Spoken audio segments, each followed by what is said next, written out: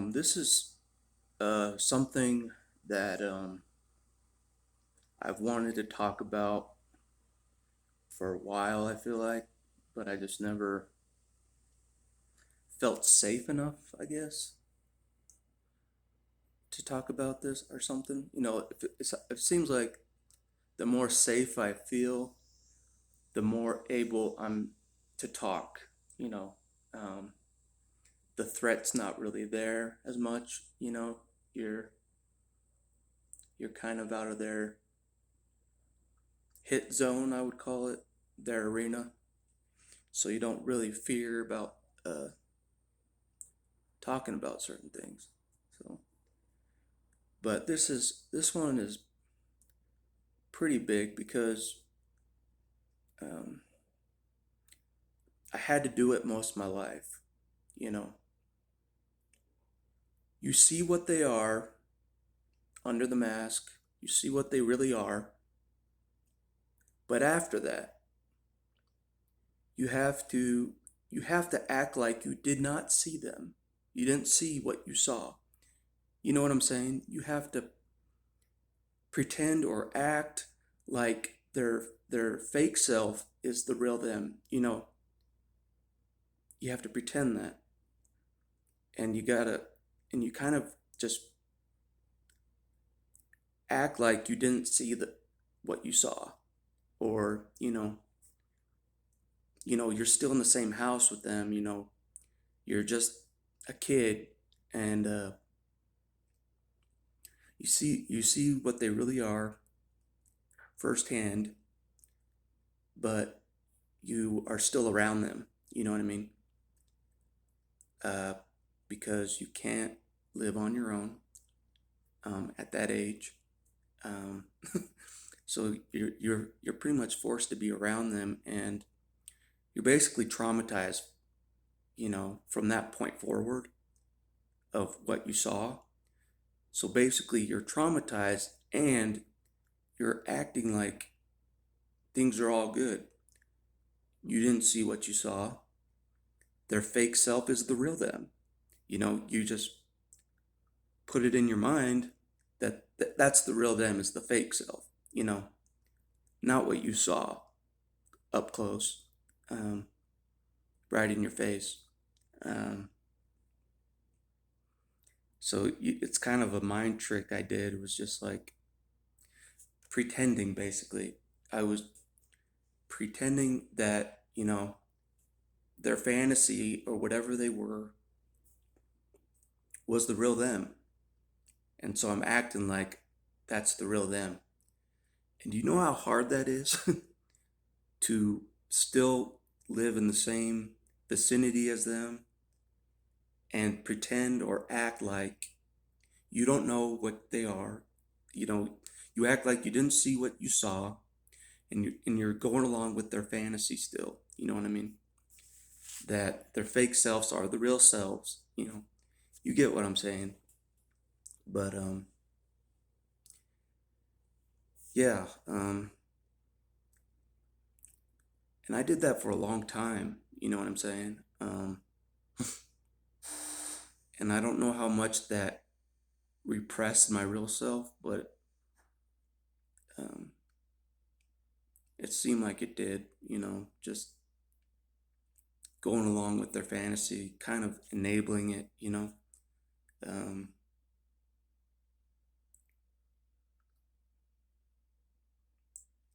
it's kind of it's kind of hard to face that I kind of went along with it, their fantasy, but I didn't really know what to do. Um, I didn't really know what to do. You know, um, I didn't know who to talk about this with. I didn't feel that um, they would allow me to talk to a professional that would actually believe me, um, because it is pretty unbelievable stuff that I saw. Um, and I knew it would be pointless to try to prove it. And so I just went along with their their imagination. Um, so I was I guess enabling in a way, just doing what they tell me to do, not defy them, you know what I'm saying? Um, for my own safety. Um, because it seemed like I was one of the few people that knew how dangerous they were. You know what I mean? I knew how dangerous they were the whole time. And that's kind of why I complied and played ball.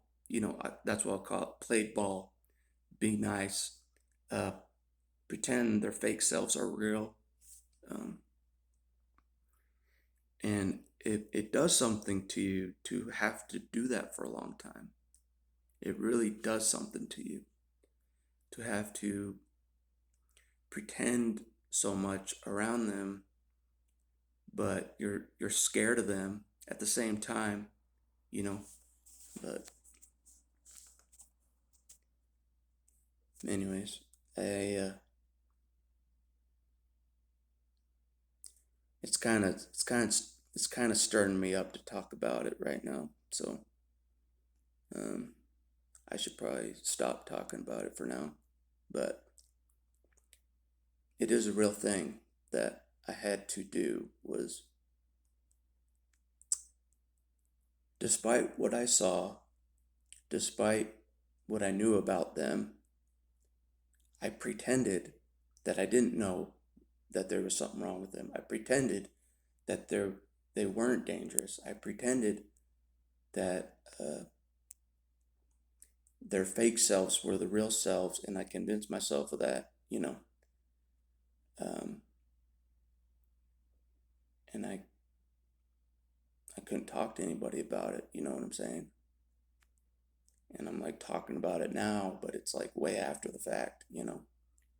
Of even feeling safe enough to even talk about these kind of things. But I feel like I have to get it off my chest because I felt like if I didn't go along with it,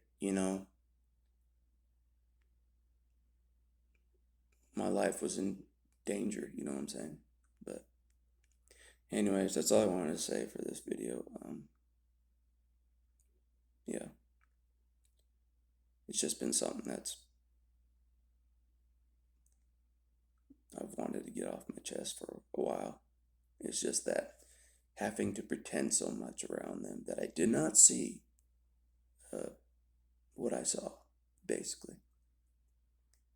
But I think they knew that I knew the whole time, and they saw me as a threat the whole time. Because they really didn't want me to get real help. Not actually real help.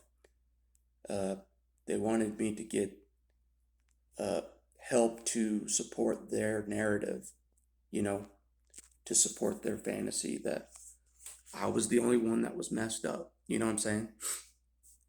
I was the only one that was getting professional help, like their fantasy of me being the only one that had issues. Um, so I never felt safe enough to get actual real help until uh, recent years, you know what I'm saying? Of being a little farther away from certain individuals. But anyways, that's all I wanted to say because it kind of made me sick in a way to play along with it. Play along with uh, their fantasy, their fake world that they created, basically.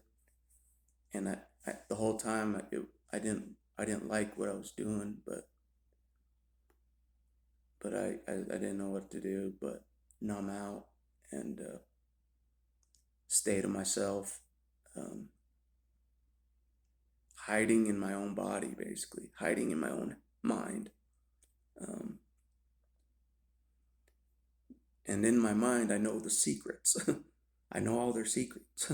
You know, I know a lot about them. So I'm a huge threat if I start talking. You know what I'm saying? Um, Talking about what I've seen, talking about what they are, talking about their secrets. Uh, they do see me as a threat, you know. It's a reality. So, and if I were them, I would see me as a threat too. If I were them, because like I I know too much. You know what I'm saying? I know way too much about them, about this world. You know, yeah,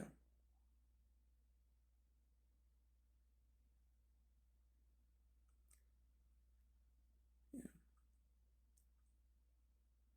Sometimes I wish the reality wasn't the reality. You know what I mean? I wish I didn't know the truth. You know, I wish I wish that a lot. Like it, but at the same time, I'm glad I know that reality um, wasn't a real reality. Um, but the real truth is not their fantasy narrative. You know what I mean? Their fantasy narrative is not the real truth. You know, the real truth is what I saw when no one else was around. uh, that was the real truth, um, the real reality from my perspective. You know, um, things weren't things were not what they seemed. You know, on the surface. You know, things were not what they seemed on the surface that the public saw. You know what I mean? Um, it was far from it. Whatever the public saw, it was far from what the public knows. You know what I'm saying? Or the public saw, because the public only saw their fake selves. You know what I'm saying? So they didn't really know what I knew or what I saw, and I didn't know who I could even talk to about this and not be called crazy. You know what I'm saying? More than I already have been. You know, um, or treated like I'm crazy. You know, in their narrative, I'm crazy in their narrative. You know, uh, but in reality, I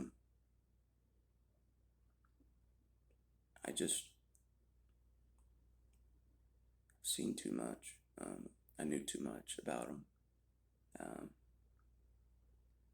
the the fake show, I call it the fake show. You know, wasn't the reality. Um,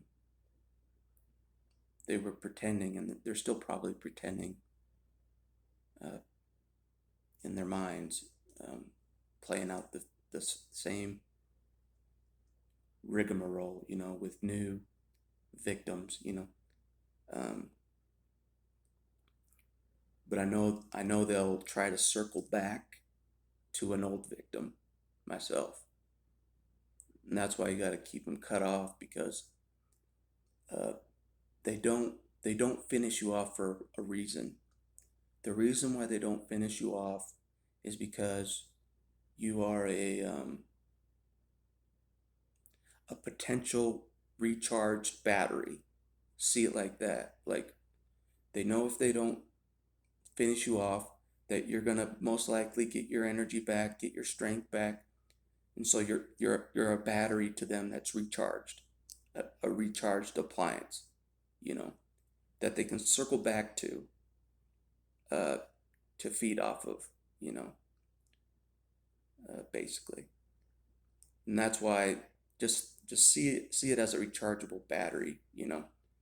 They deplete you, but uh, they know that battery that they discarded will most likely get recharged given time, and then they'll circle back, if that makes sense, the Hoover, and they'll try to uh, leech off your energy, your battery again. They just see you as a battery, basically, that they can feed off of.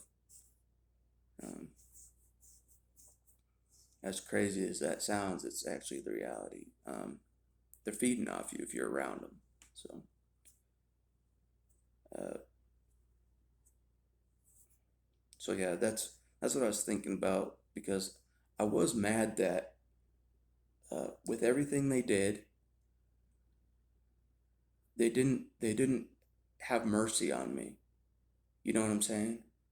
They didn't give the final blow ever. Everything but the final blow.